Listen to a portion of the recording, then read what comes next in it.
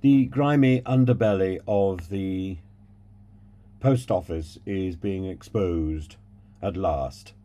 And in the testimony today, Angela van der Bogert was, a major player in the most extraordinary brutality of an NDA. So everything is coming together.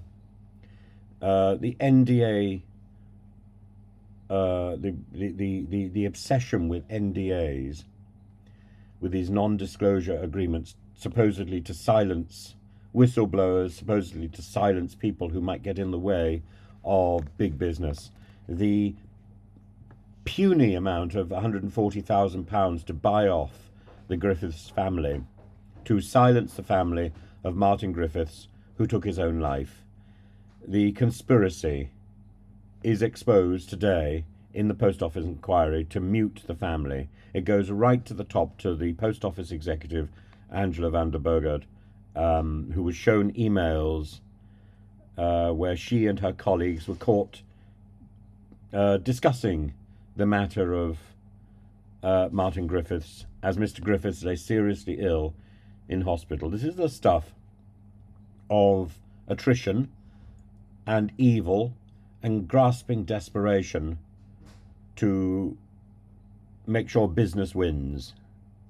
Griffiths faced in the end a shortfall of £100,000, which is partly a small amount of money, about 36,000, plus he was held culpable for an armed robbery at his branch. Not his fault. Not his fault.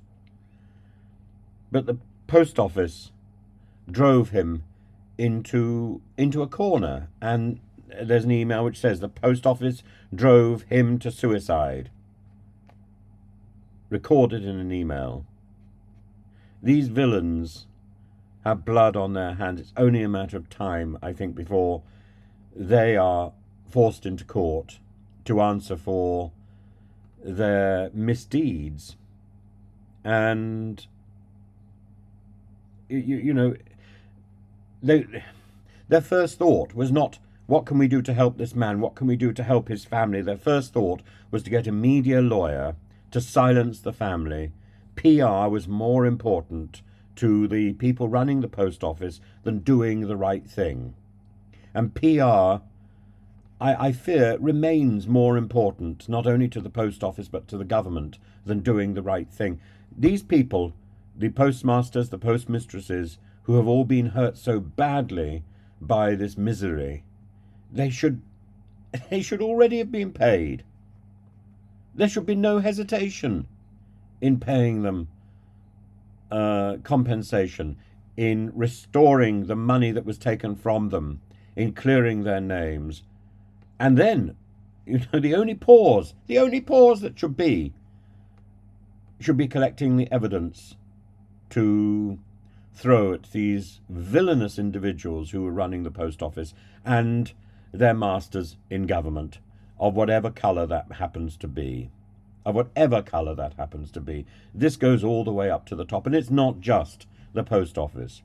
I suggest that the next focus should be on the bureaucracy of the NHS.